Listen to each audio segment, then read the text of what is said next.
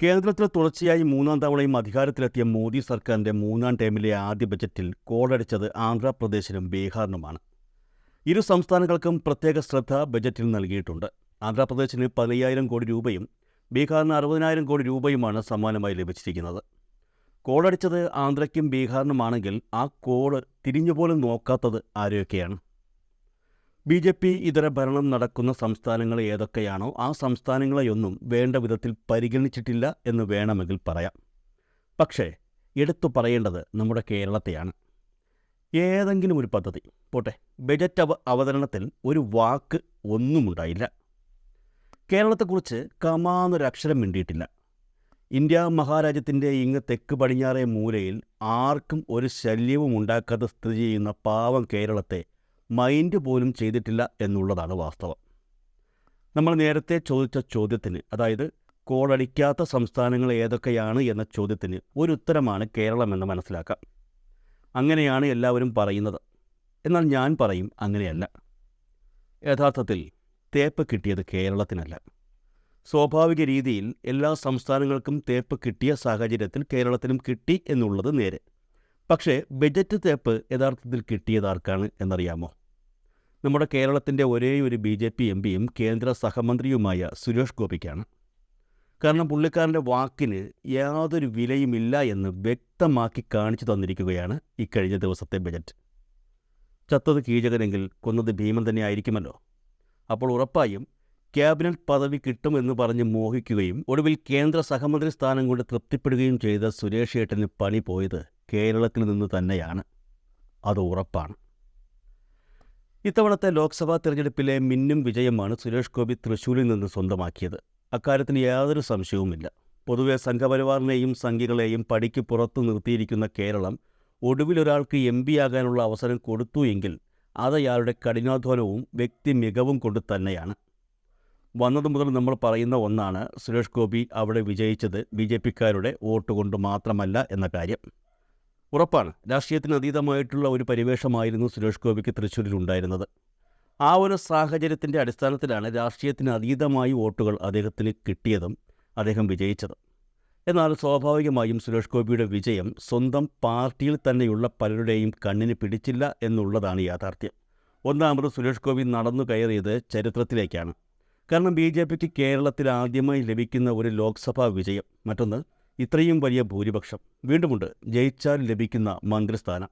അങ്ങനെ ഒട്ടനവധി സാധ്യതകൾ സുരേഷ് ഗോപിക്ക് സ്വന്തം പാളയത്തിൽ തന്നെ ഒരു പടയെ സൃഷ്ടിച്ചിരുന്നു എന്ന് പറഞ്ഞാൽ ഒരിക്കലും അത് തെറ്റാകില്ല. ഞാൻ കള്ളമാണ് പറയുന്നതെന്ന് പലരും പറയും. അങ്ങനെ സംശയം ആർക്കെങ്കിലും ഉണ്ടെങ്കിൽ ലോക്സഭാ തെരഞ്ഞെടുപ്പ് കഴിഞ്ഞതിന് പിന്നാലെ തന്നെയും മറ്റ് 4 സ്ഥാനാർത്ഥികളെയും തോൽപ്പിക്കാൻ ശ്രമം നടന്നു എന്ന് ശോഭാ സുരേന്ദ്രൻ പരാതി പറഞ്ഞത് എന്തിനാണ് എന്ന് ആലോചിച്ചാൽ മതി. ഈ പറഞ്ഞ 5 പേരിൽ ഒരാൾ സുരേഷ് ഗോപിയായിരുന്നു. പരമ്പരാഗതമായി കേരളത്തിലെ BJP നേതാക്കൾ തുടർന്നു വരുന്ന ഒരു രീതിയുണ്ട്. ABVP, യുവമോർച്ച, BJP, അങ്ങനെ പടി ആയിട്ടുള്ള വളർച്ച. പിന്നെ മറ്റൊരു കൂട്ടരുണ്ട്, RSS, തുടർന്ന് നേരിട്ട് BJP. ഈ 2 കൂട്ടരും തമ്മിൽ കേരളത്തിൽ നല്ല കശപിശയിലാണ്. രണ്ടുപേരും തമ്മിൽ ചേരില്ല. എന്നാൽ ഇതൊന്നുമല്ലാത്ത മറ്റൊരു കൂട്ടരെ പരിചയപ്പെടുത്തി തന്നത് ഈ സുരേഷ് ഗോപിയായിരുന്നു. നേരിട്ടിറങ്ങുകയായിരുന്നു. അതും പ്രധാനമന്ത്രി മോദിയുടെ അടുത്ത ആളായി. സത്യം പറഞ്ഞാൽ ഈ ഇറങ്ങൽ ഇവിടെ BJPയെ കൊണ്ടു നടക്കുന്ന പലർക്കും സുഖിച്ചിട്ടില്ല എന്നുള്ളതാണ് യാഥാർത്ഥ്യം. സുരേഷ് ഗോപിയാണെങ്കിലോ ഇവിടെയുള്ളവരോട് യാതൊന്നും ചോദിക്കാറുമില്ല. എല്ലാം പിടിയങ്ങ് കേന്ദ്രത്തിലാണ്. മോദിയും സുരേഷ് ഗോപിയും തമ്മിൽ അത്ര നല്ല ബന്ധമാണ് എന്ന് നമുക്കെല്ലാവർക്കും അറിയാം. സുരേഷ് ഗോപിക്ക് എന്താവശ്യമുണ്ടെങ്കിലും നരേന്ദ്രമോദി പറന്നു കേരളത്തിലെത്തും എന്ന അവസ്ഥ. കേരളത്തിലെ ആദ്യത്തെ BJP സ്ഥാനാർത്ഥിയെ പ്രഖ്യാപിച്ചത് തൃശ്ശൂർ ആയിരുന്നു. സുരേഷ് ഗോപി പ്രധാനമന്ത്രി നരേന്ദ്രമോദി തിരഞ്ഞെടുപ്പിന് മാസങ്ങൾക്ക് മുൻപെത്തി അനൗദ്യോഗികമായി സ്ഥാനാർത്ഥിയെ പ്രഖ്യാപിച്ച ശേഷം തിരിച്ചുപോയി. ഇപ്പോൾ മനസ്സിലായല്ലോ ആ ബന്ധത്തിൻ്റെ ആഴം എത്രയാണെന്ന്. എന്നാൽ ഇത്തരത്തിൽ കെട്ടിയിറക്കിയ ആൾ ഇക്കഴിഞ്ഞ ലോക്സഭാ തെരഞ്ഞെടുപ്പിൽ വിജയവും അടിച്ചെടുത്ത് ഡൽഹിയിലേക്ക് പോയപ്പോൾ പലരുടെയും ചങ്ക് പൊട്ടി. 2014 മുതൽ 2024 വരെയുള്ള കാലയളവ് എടുത്ത് നോക്കിയാൽ കേന്ദ്രമന്ത്രിമാരായ ഒട്ടനവധി പേർ കേരളത്തിലുണ്ട്. പക്ഷേ ഇവരാരും കേരളത്തിൽ ജനങ്ങളുടെ വോട്ട് കൊണ്ട് വിജയിച്ച കേന്ദ്രമന്ത്രിമാരായതല്ല. കേന്ദ്രമന്ത്രി ആയതിനു ശേഷം ഏതെങ്കിലും ഒരു പഞ്ചായത്ത് തെരഞ്ഞെടുപ്പിൽ അല്ലെങ്കിൽ ഏതെങ്കിലും ഒരു വാർഡിൽ മത്സരിച്ചാൽ ഉറപ്പായും അവിടെ തോൽക്കും. അതാണ് പലരുടെയും അവസ്ഥ. ഈ പറഞ്ഞ കൂട്ടത്തിലെ പലർക്കും കേന്ദ്രത്തിലെ കാര്യങ്ങൾ മുന്നോട്ട് നീക്കുന്ന ഉദ്യോഗസ്ഥരുമായി നല്ല പരിചയമുണ്ട്. ആ പരിചയത്തിൻ്റെയൊക്കെ പുറത്ത് സുരേഷ് ഗോപിയുടെ കാര്യത്തിൽ എന്തൊക്കെയോ കളികളും മറ്റും നടന്നിട്ടുണ്ട് എന്നുള്ള കാര്യം BJP കേന്ദ്രങ്ങളിൽ അടക്കി സംസാരമുണ്ട്. അതുകൊണ്ട് കൂടിയാണ് ഇതുവരെ BJP വിജയിക്കാത്ത കേരളത്തിൽ ആദ്യ വിജയം സ്വന്തമാക്കിയ സുരേഷ് ഗോപിക്ക് ഒരു ക്യാബിനറ്റ് പദവിയുള്ള മന്ത്രിസ്ഥാനം ലഭിക്കാത്തത് എന്നാണ് പലരും പറയുന്നത്. എവിടെ എന്തോ ചില കരുക്കൾ നീക്കിയിരുന്നു എന്നും അതിൻ പ്രകാരം ക്യാബിനറ്റ് മന്ത്രിസ്ഥാനം സഹമന്ത്രിസ്ഥാനമായി മാറുകയായിരുന്നു എന്നുമാണ് പറയപ്പെടുന്നത്. അതെന്തോ ആയിക്കൊള്ളട്ടെ, മന്ത്രിസ്ഥാനം ലഭിച്ചില്ലെങ്കിലും എനിക്ക് പ്രശ്നമില്ല എന്നുള്ള കാര്യം സുരേഷ് ഗോപി പിന്നീട് പറഞ്ഞു. നിങ്ങൾക്ക് പ്രശ്നമില്ലെങ്കിൽ ഞങ്ങൾക്കും പ്രശ്നമില്ല എന്ന രീതിയിൽ എല്ലാവരും ആ വിവാദം അവസാനിപ്പിക്കുകയും ചെയ്തു.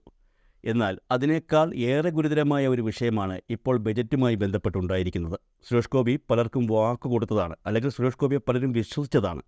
ഉറപ്പായും സുരേഷ് ഗോപി മന്ത്രിയായി കഴിഞ്ഞാൽ കേരളത്തിന് ചോദിക്കാതെ തന്നെ പലതും ലഭിക്കും എന്ന്. പക്ഷേ എല്ലാ പ്രതീക്ഷയും തെറ്റി. ബജറ്റിൽ കേരളത്തെക്കുറിച്ച് ഒരു പരാമർശം പോലും ധനകാര്യമന്ത്രി നടത്തിയില്ല എന്നുള്ളതാണ് വാസ്തവം.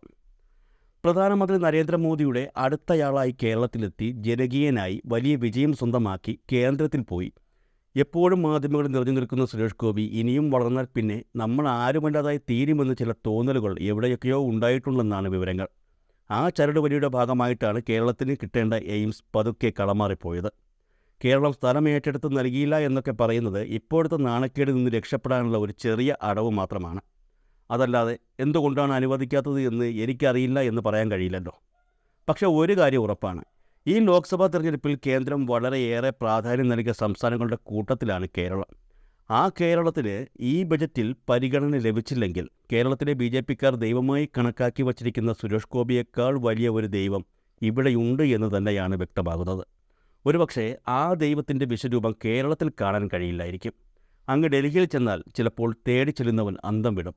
പണ്ട് തൃശ്ശൂരിലെ ബാറിൽ വച്ച് ജയകൃഷ്ണൻ്റെ വിശ്വരൂപം കണ്ട് ഋഷി ഞെട്ടിയ ഒരു ഞെട്ടലുണ്ടല്ലോ, അതിനേക്കാൾ മുകളിലായിരിക്കും വിശ്വരൂപം കാണാൻ വേണ്ടി ഡൽഹിയിൽ പോകുന്നവന്മാരുടെ ഞെട്ടൽ. കേന്ദ്ര മന്ത്രിസഭയിലെ പല ഉദ്യോഗസ്ഥരും ഇപ്പോഴും ഇവർക്ക് പ്രിയപ്പെട്ടവരായിരിക്കും. അവർക്ക് തിരിച്ചും, അതായത് ഡൽഹിയിൽ പോകണമെന്നില്ല, ഇവർ കേരളത്തിലിരുന്നാലും മതി, അവിടെ കാര്യം നടക്കുമെന്നർത്ഥം. അതായത് ഇനിയും കളികൾ കാണുവാൻ ബാക്കി കിടക്കുന്നതേയുള്ളൂ എന്ന് ചുരുക്കം.